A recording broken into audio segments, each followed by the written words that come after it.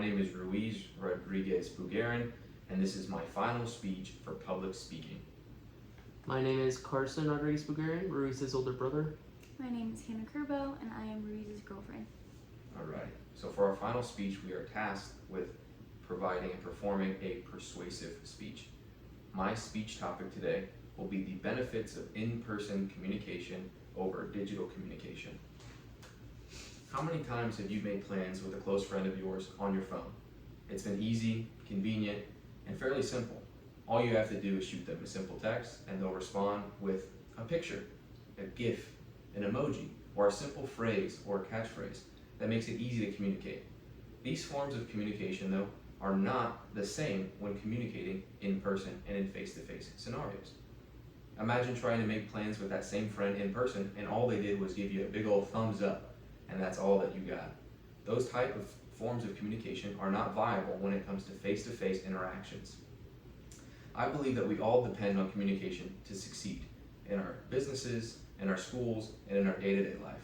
And as a young college student, I've had to navigate the differences and difficulties between the two forms of communication in digital communication and in-person communication. And I personally believe that due to communicating digitally over the course of many years, it has negatively impaired my ability to communicate in face-to-face interactions, but I believe it has also negatively impacted several others throughout society. Communicating face-to-face has unique benefits that are often forgotten whenever communicating digitally. First, I hope to explain the problems caused by the overusage of digital communication. Then, I hope to explore the reasons these problems exist. And then finally, I'll show how the returning to face-to-face communication can help solve some of these problems that digital forms of communication have caused. Digital forms of communication is causing a breakdown in human connections. We've seen it in our day-to-day life, how easy it is to be disconnected. Whether you're on public transport, in a coffee shop, or out to eat with your family, it's easy to notice other people enjoying a meal or enjoying someone else's company without physically being present. They're dug into their phones and into their laptops. We are seeing a breakdown in the ability to communicate in face-to-face situations and in social constructs. According to a study by the APA, or the American Psychological Association, they found that people who heavily rely on digital communication report higher levels of loneliness and stress. Often these stresses are caused by an inability to communicate with other people in a face-to-face, real-world application. Misinterpretations are often common for individuals whenever they predominantly communicate via digitally.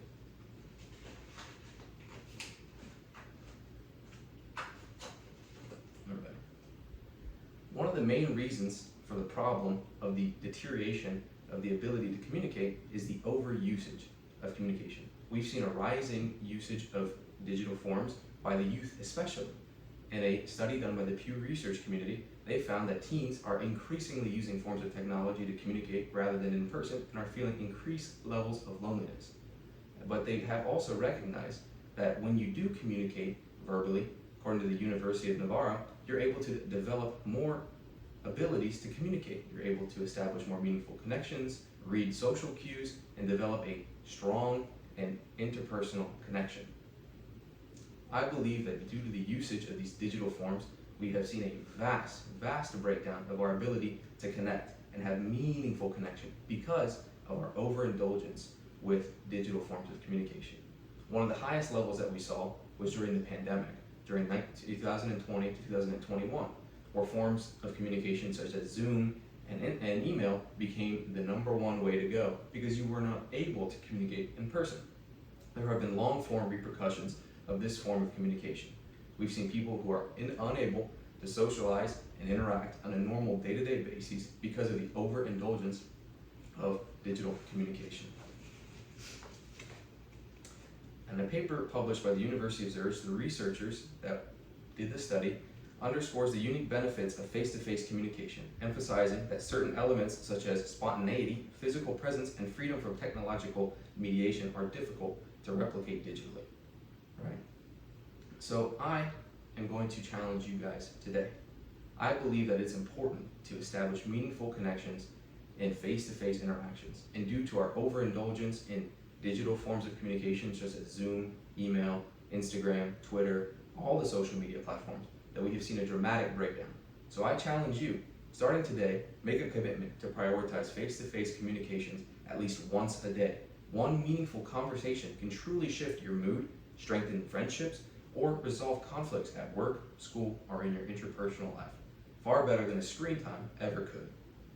We've seen that digital communication is causing a dramatic change in our ability to communicate, and it stemmed from our overdependence on the usage of electronic devices and digital communication. So therefore, I believe that face-to-face communication is far more meaningful and effective at spreading points and communicating than digital alternatives. And that is my final speech for public speaking, persuasive speech.